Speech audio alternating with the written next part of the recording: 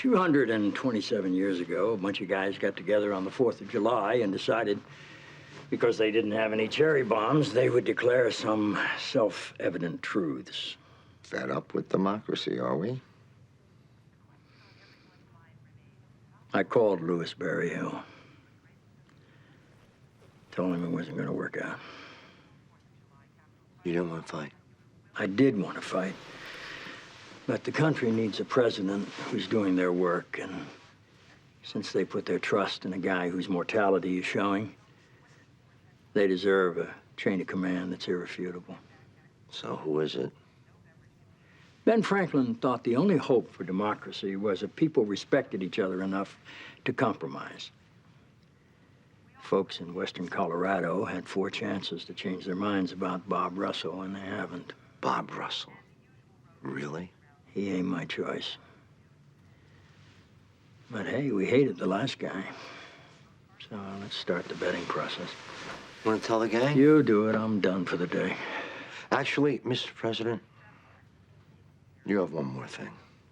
That I will perform work of national importance. That I will perform work of national importance. When required by law. When required by law. That I take this obligation freely. That I take this obligation freely. Without any mental reservation or purpose of evasion. Without any mental reservation or purpose of evasion. So help me God. So help me God. Thanks, Leo. Ladies and gentlemen, the President of the United States.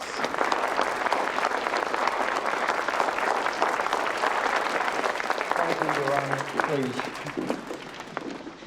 My fellow Americans, congratulations and welcome. I hear you had some trouble finding a safe place to take your oath today. Our founding fathers were in a similar predicament. In many ways, our great Declaration of Independence was a work order issued under fire, one we still struggle to fulfill.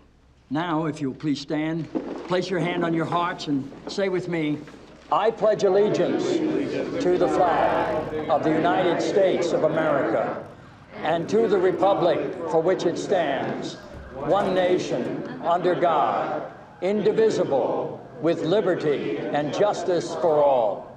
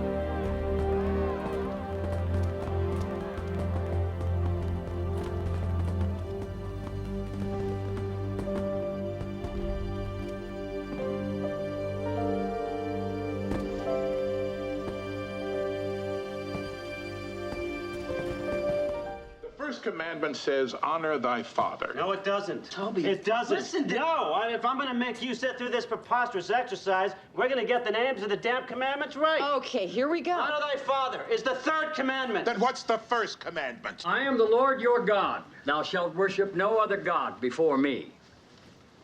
Boy, those were the days, huh? Good afternoon, Mr. President. Al, what do we got here, CJ? Well, we've got some hot tempers, Mr. President. Mary. Mr. President, I'm John Van Dyke. Yes. Reverend?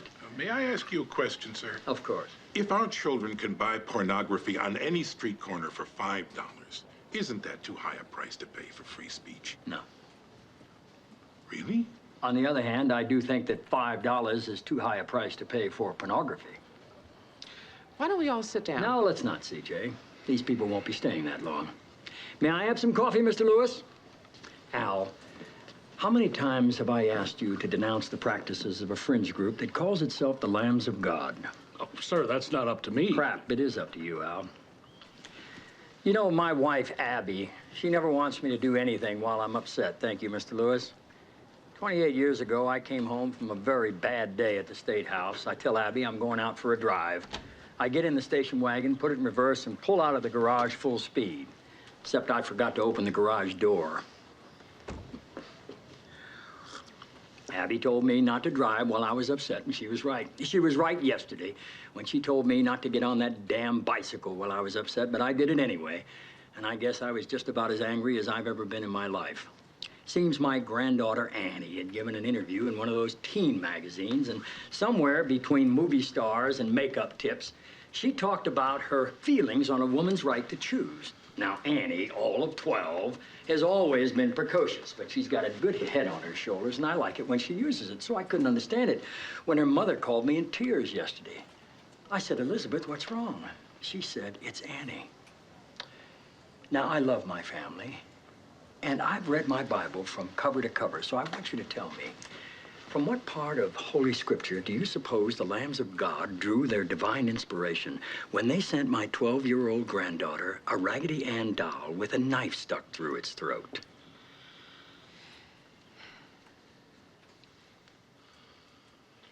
You'll denounce these people, Al. You'll do it publicly. And until you do, you can all get your fat asses out of my White House.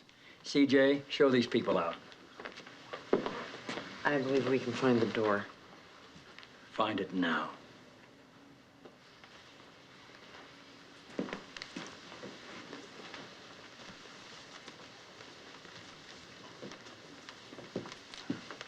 We'll fix this, Leo. See that you do. Okay, can I just say that as it turned out, I was the calmest person in the room? Way to stay cool. I am not empowered to auction off the Bill of I Rights. thought you were going to take a swing at her there, She was Vanna. calling us New York Jews, Josh. Yeah, but being from Connecticut, I didn't mind so much. You, CJ, on the other hand, you were brilliant. I particularly liked the part where you said nothing at all. I'm sorry, Josh. I was distracted. All I could really think about was Lloyd Russell and your girlfriend. Randy and Lloyd Russell. Yeah. I'll be putting an end to that. Hello, Mr. President. Did you have a nice trip, sir? How's the ankle, sir? Seems to me we've all been taking a little break. Thinking about our personal lives or thinking about keeping our jobs. Breaks are good. It's not a bad idea to take a break every now and then. I know how hard you all work. There was this time that Annie came to me with this press clipping. Seems these theologians down in South America were all excited because this little girl from Chile had sliced open a tomato, and the inside flesh of the tomato had actually formed a perfect rosary. The theologians commented that they thought this was a very impressive girl. Annie commented that she thought it was a very impressive tomato. Don't know what made me think of that. Naval intelligence reports approximately 1,200 Cubans left Havana this morning. Approximately 700 turned back due to severe weather. Some 350 are missing and presumed dead. 137 have been taken into custody in Miami and are seeking asylum. With the clothes on their back, they came through a storm. And the ones that didn't die want a better life, and they want it here. Talk about impressive. My point is this. Break's over. Thank you, Mr. President. I'm going back to my office. Nice meeting you all. I'm going to stay here a few minutes. Sir, Yeah, do you consider yourself a man of principle? I try to be. Well, don't you consider, I mean, I know they're our enemy, but don't you consider there's something noble about being a martyr? A martyr would rather suffer death at the hands of an oppressor than renounce his beliefs.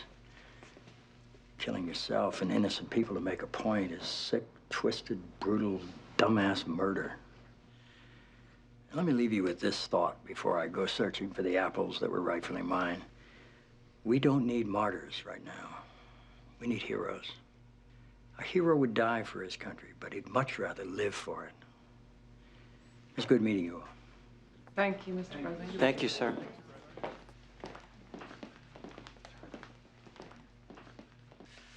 Well, all right. That's it then. Can I ask one more question? Yeah? Do you favor the death penalty? No. But you think we should kill these people? You don't have the choices in a war that you do in a jury room. But I wish you didn't have to. I think death is too simple. What would you do instead? I'd put them in a small cell and make them watch home movies of the birthdays and baptisms and weddings of every single person they killed over and over, every day for the rest of their lives. And then they'd get punched in the mouth every night at bedtime. By a different person every night. There'd be a long list of volunteers, but it's all right. We'll wait. But listen, don't worry about all this right now. We got you covered. Worry about school. Worry about what you're gonna tell your parents when you break curfew. You're gonna meet guys. You're gonna meet girls. Not so much you, friend. Learn things. Be good to each other. Read the newspapers. Go to the movies. Go to a party. Read a book. In the meantime, remember pluralism. You want to get these people? I mean, you really want to reach in and kill them where they live? Keep accepting more than one idea. Makes them absolutely crazy.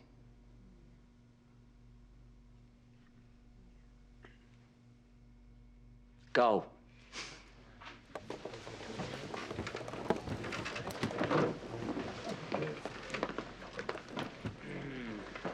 See you later. Okay. Thank you.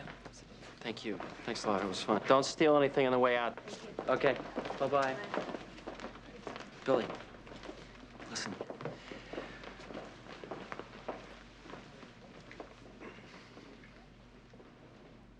Nothing. Just keep doing what you're doing. Okay. Okay. See ya.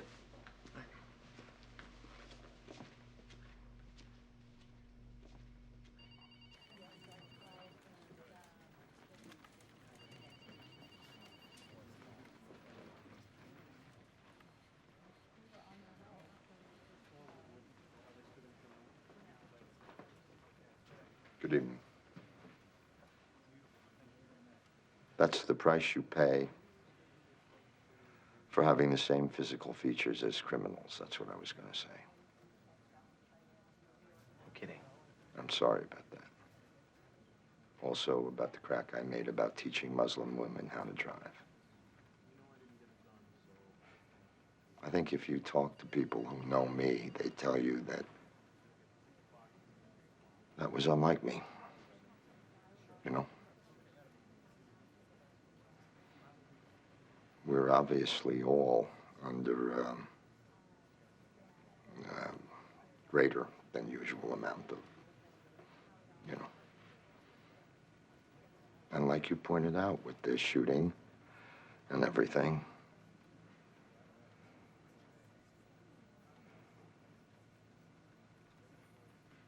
yeah. All right. Well, that's all.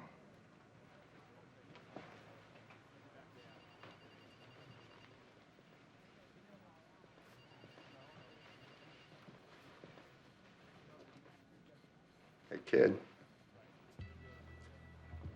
Way to be back at your desk. Mr. President, Come in. I was told you wanted to see me. Yeah. Don't be a marriage counselor. It pisses me off, okay? I'm sorry? You know what I'm talking about. Sir. That part of my life doesn't belong to you. Sir, I was simply putting together what I thought was the best press event. The First Lady is an excellent speaker. All right. That's all. I'll see you after. Sir, I think if you get a bump in the polls after today's speech, as we expect you will, I think it'd be a good time for me to resign. Yeah? Well, to leave earlier would have been strategically... Yeah, okay. Look, the press is... That's nonsense to me, and I don't care. Well, you might For not all care. the new jobs we've created, there are single mothers working 2 of them at minimum wage. There are school districts where less than half the students graduate. And a kid born in Harlem is more likely to go to prison than a 4-year college. They're bringing guns to school. Don't you dare lecture me, Mr. President. Don't you dare do it.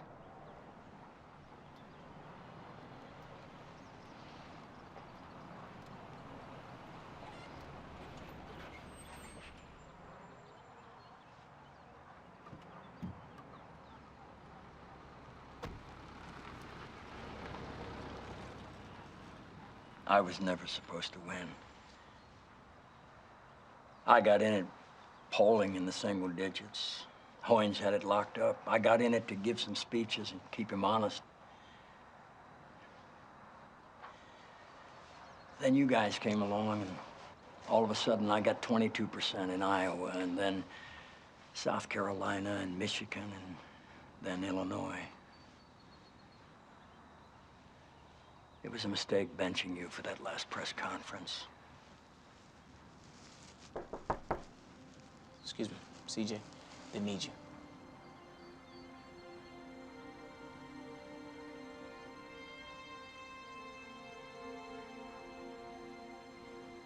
I need you too.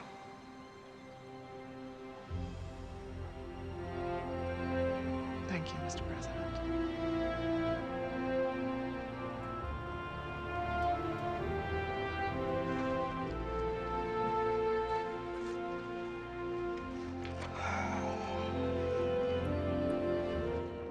Hey. He spent 6 years in Congress.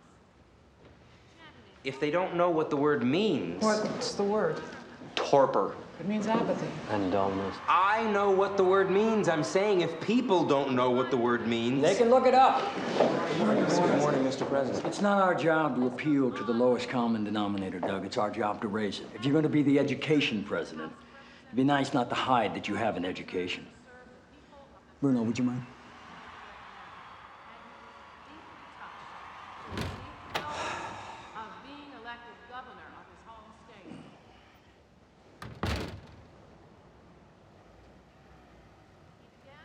Churchill and FDR, serious men using big words for big purpose.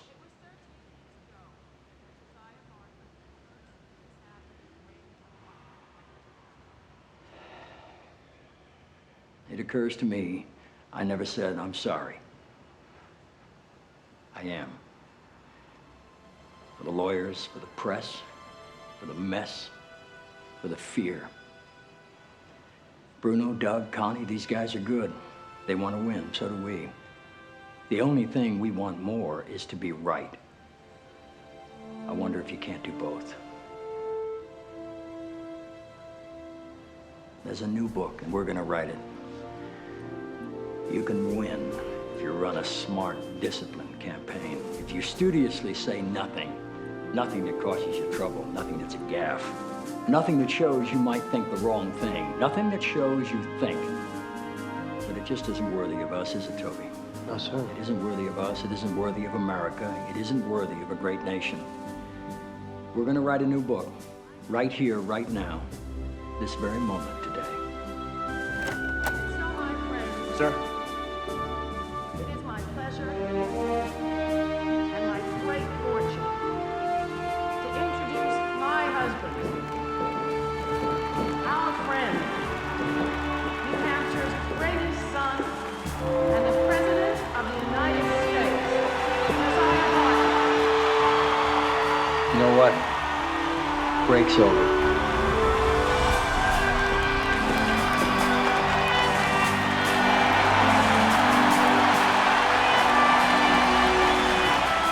Thought he did well. I'd like to have seen more of those seats filled. That's not what I'm talking about. What are you talking about? He's talking about the governor's answer tonight. I'm just guessing. I'm pretty drunk. I am talking about the governor's answer tonight. But I'm also talking about every day there's some... Look, Toby, we can talk about this with you in the room, or if you're more comfortable, we can... Listen, I don't have time to make people comfortable. If a change has to be made, it has to be made. Jerry, Cal, Max, Steve, you're fired. What? What? No kidding. It's moving day. I want Toby, The rest of you, thanks very much. Fellas, look at my face. You're done.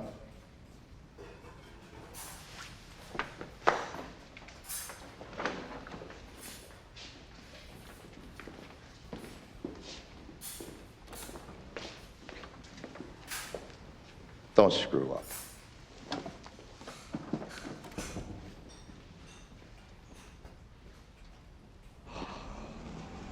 It's freezing cold in October. I don't know how you people live here. Did you just fire Cal Memphis? Yeah. You fired him. Yeah, and Jerry and Mac and Steve and the other guy. Is there anyone you kept? I kept Toby Ziegler. Oh, you kept Toby Ziegler and you fired everybody else. Yeah. Toby Ziegler is the only person working for us I don't know, and he's the one you kept. Take him home, would you? Those were the only people I knew. Those people were worthless. It's time we bring in what we need. So you made that decision on your own? Yeah. You know why?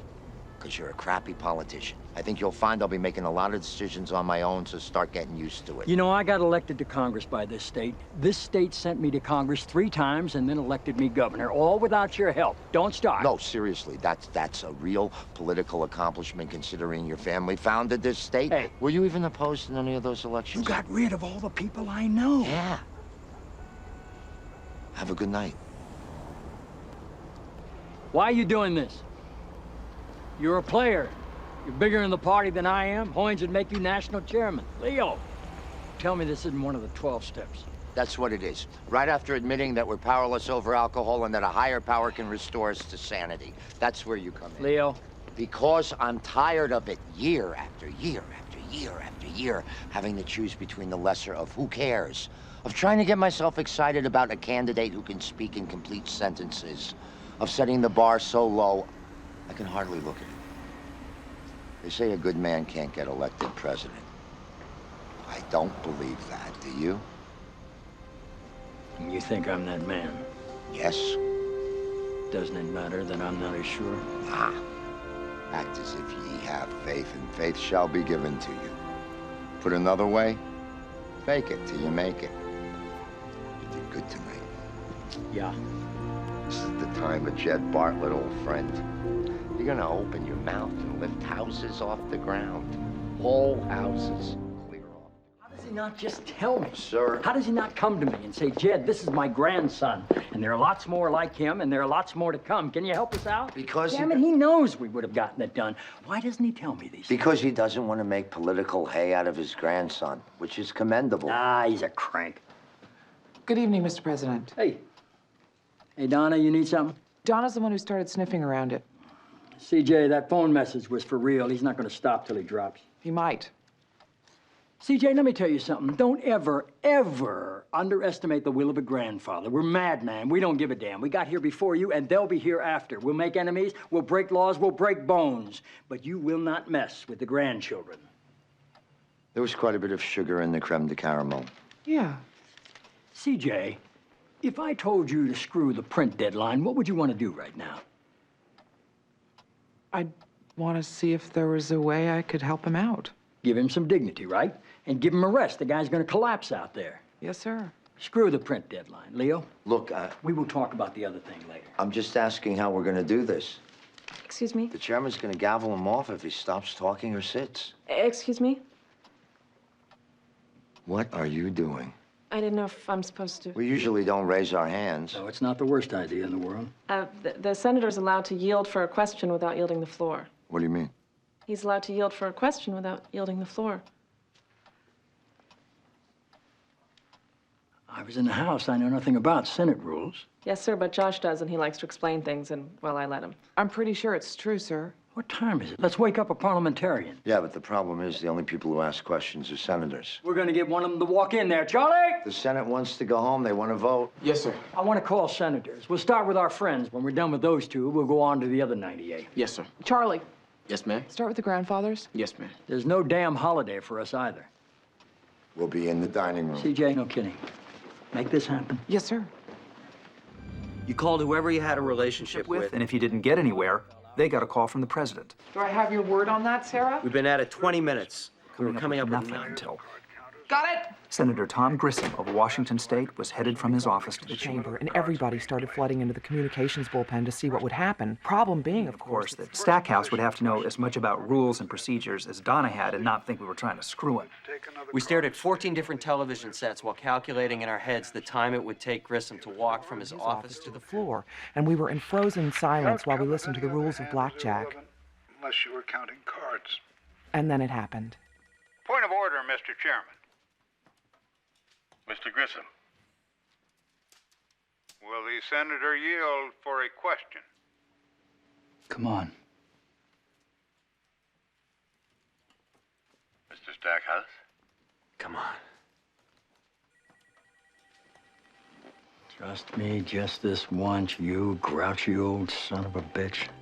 Mr. Chairman, I yield to the senator from Washington for a question. My question is in 22 parts and might take quite a while. Perhaps you'd like to sit and have some water while I ask it. Yes! And that was it. Grissom gave him a rest and an opportunity to answer some real questions about autism. And when Grissom was done, McNamara took over. And after McNamara came Gianelli. Grandfathers all. I'm gonna have to finish this up now and go into the press room and explain what happened. There'll be no vote tonight, and the Senate will go home for weeks. And Stackhouse, with our help, blew the print deadline anyway. There's really no reason For Josh not to go back to the conference chairman and reopen the bill. There's so many days here where you can't imagine that anything good will ever happen. You're buried under a black fog of partisanship and self-promotion and Stupidity and a brand of politics that's just plain mean. Yes, Hoynes had us nervous with his admonishment of big oil, and yes, the president was making us nervous too, but that's for tomorrow. Because tonight I've seen a man with no legs stay standing, Dad, and a guy with no voice keep shouting. And if politics brings out the worst in people, then maybe people bring out the best. Because I'm looking at the TV right now, and damn if 28 U.S. senators haven't just walked onto the floor to help. I'll catch the first plane out in the morning, and if you wouldn't mind not turning 70 until tomorrow, that'd be great. Thank you very much. Thanks a lot. I wish I could spend more than a few minutes with you, but the polls don't close in the East for another hour, and there are plenty of election results still left to falsify. You know, with so many people participating in the political and social debate through call-in shows, it's a good idea to be reminded every once in a while. It's a good idea to be reminded of the awesome impact.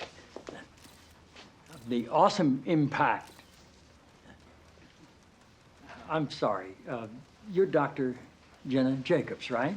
Yes, sir. It's good to have you here. Thank you. The awesome impact of the airwaves and how that translates into the furthering of our national discussions, but obviously also how it can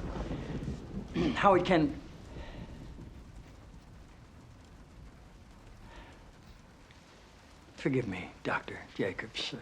Are you an MD? A PhD. A PhD? Yes, sir.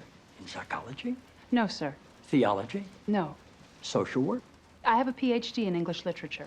I'm asking because on your show, people call in for advice, and you go by the name Dr. Jacobs on your show, and I didn't know if maybe your listeners were confused by that and assumed you had advanced training in psychology, theology, or healthcare. I don't believe they are confused, no, sir. Good. I like your show. I like how you call homosexuality an abomination. I don't say homosexuality is an abomination, Mr. President. The Bible does. Yes, it does. Leviticus. 18:22. Chapter and verse. I wanted to ask you a couple of questions while I had you here. I'm interested in selling my youngest daughter into slavery, as sanctioned in Exodus 21:7. She's a Georgetown sophomore, speaks fluent Italian, always cleared the table when it was her turn. What would a good price for her be? While thinking about that, can I ask another? My chief of staff, Leo McGarry, insists on working on the Sabbath. Exodus 35:2 clearly says he should be put to death. Am I morally obligated to kill him myself, or is it okay to call the police? Here's one that's really important, because we've got a lot of sports fans in this town. Touching the skin of a dead pig makes one unclean, Leviticus 11:7. If they promise to wear gloves, can the Washington Redskins still play football? Can Notre Dame? Can West Point? Does the whole town really have to be together to stone my brother John for planting different crops side by side? Can I burn my mother in a small family gathering for wearing garments made from two different threads? Think about those questions, would you? One last thing. While you may be mistaking this for your monthly meeting of the ignorant tight-ass club, in this building, when the president stands, nobody sits.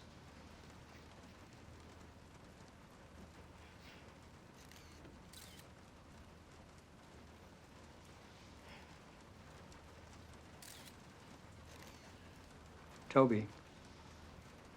Yes, Mr. President. That's how I beat him. Oh, how can you not know how to use a telephone? I've been paying attention to other things. Well, pay attention to that because Bruce's friend is going to call you. The agent? Yep. I don't need an agent. I need a caller ID tutorial. You need an agent, Ainsley. You're going to be a star. Used to be. You had to sing and dance. You are gonna get a lot of work ripping these people to shreds and looking good doing it. That's an actual job now? That's him. Let's see. I push this button. The phone number appears. Ainsley? 202-456-1414. Is that the agent? It's the White House. Good afternoon. Guess what? The audit figures released yesterday by the Senate Finance Committee confirmed earlier reports released by the Congressional Budget Office regarding the increased budget projections. The CBO's projection actually increased the surplus amount from $2 trillion over the next 10 years to $2.2 trillion. This exceeds even the most optimistic estimates published last year by the White House Budget Office of $300 billion, and the CBO's projection last quarter of $900 billion. Needless to say, these figures do not... Are you new too? Excuse me? Are you new too? It's my 4th day. No. Maybe you can help me then. I'm trying to get somewhere with drilling equipment that might have been sold by Bonomo Energy to the Iraqis in violation of sanctions.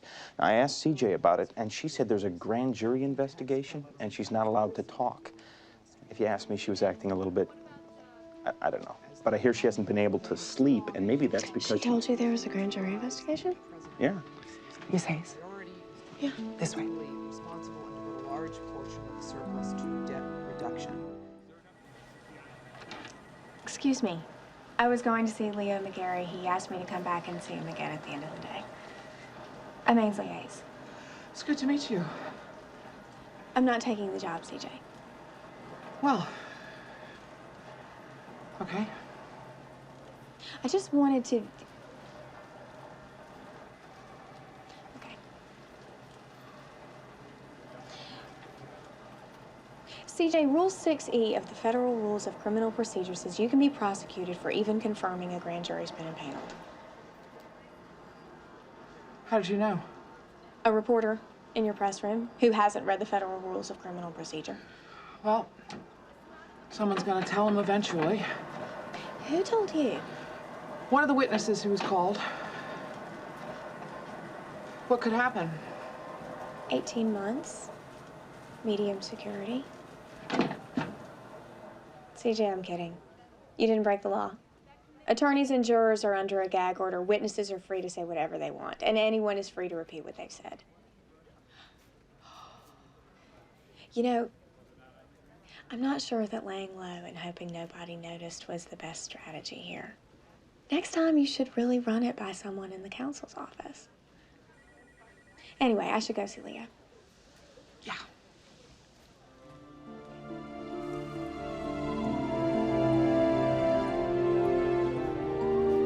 And you know they just wanted to hire her so they could say they did. Ugh. Look at us. We hired a Republican. Look at how bipartisan we are. We didn't even notice that she looks like a Gap dancer. That's right.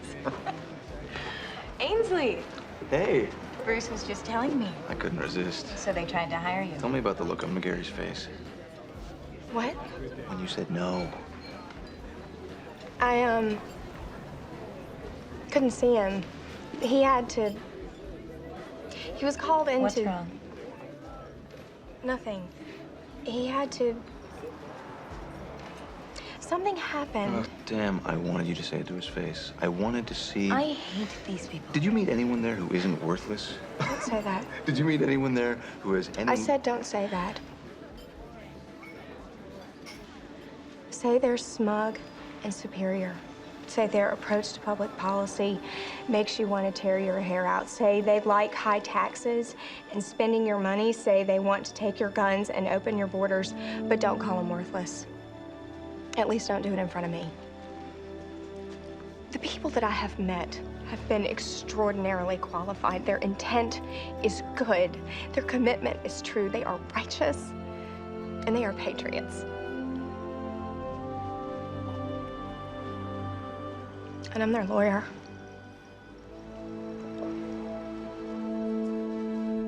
Okay, Mr. President, I say this with all possible respect, but each of these knives cuts, meat.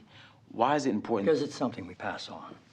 Something with a history, so we can say, my father gave this to me, and his father gave it to him, and now I'm giving it to you. Well, okay, sir, but if that's true, then why don't you already have one? I do have one. Why do you need a new one? I'm giving mine away. To whom? To whom? Funny you should ask.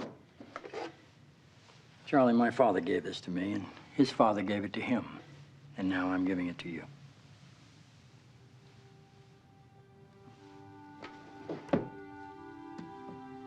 Take a look.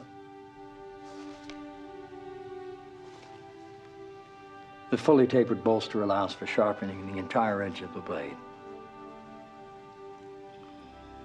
It says PR. I thought I knew them all, but I don't recognize the manufacturer. Yeah, these were made for my family by a Boston silversmith named Paul Revere.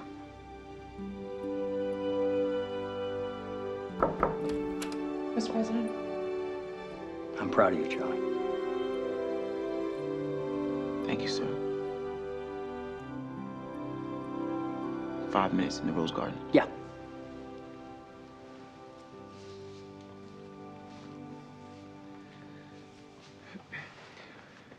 Mr. President? Yes. Hi. Hi. I'm sorry to ask you this, sir, but Not too late to stop yourself. I need you to pardon a turkey. I already pardoned the turkey. I need you to pardon another one. Didn't I do it right? You did it great, but I need you to come out here and pardon another one. Aren't I going to get a reputation for being soft on turkeys? Sir, can you come out here and just get this over with? No, I'm not going to just get this. What the hell's going on? They sent me 2 turkeys. The more photo-friendly of the 2 gets a presidential pardon and a full life at a children's zoo. The runner-up gets eaten. If the Oscars were like that, I'd watch. Mr. President... Just buy the second turkey. They already sold it. And there's not much I can do. You can pardon the turkey. The turkey hasn't committed a crime. Sir... CJ, I have really no judicial jurisdiction over birds. Yes, I know that, and you know that, but Morton Horn doesn't know that. He's the high school kid from the turkey place. He's in high school and he doesn't know I can't pardon his turkey. That's what I'm betting. CJ, if we don't, and I mean completely overhaul public education in this country. Yes, sir, but maybe this is not the best time to... Where the hell is he? Right out here.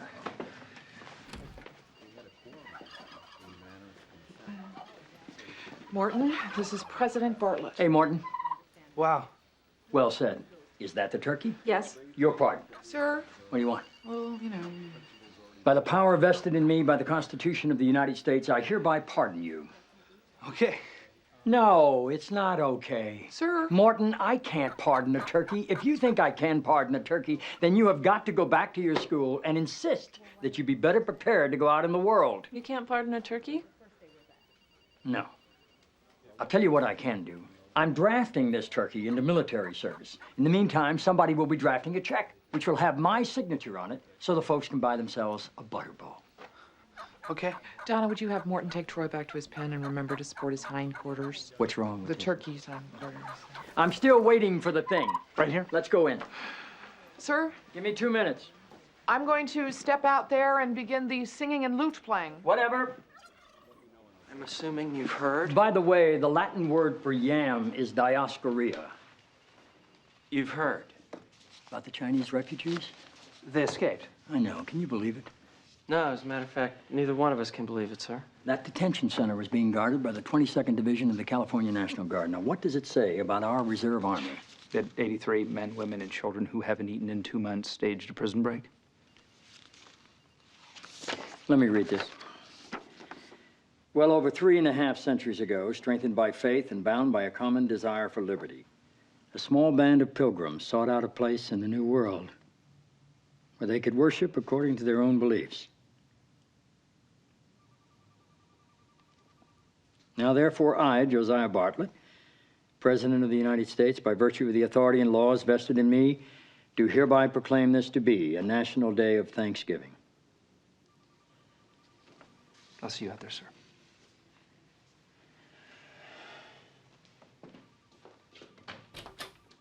You asked the governor to stand down the 22nd Division. And call in the Red Cross. We didn't do anything illegal. You're not involved in any massive criminal conspiracy.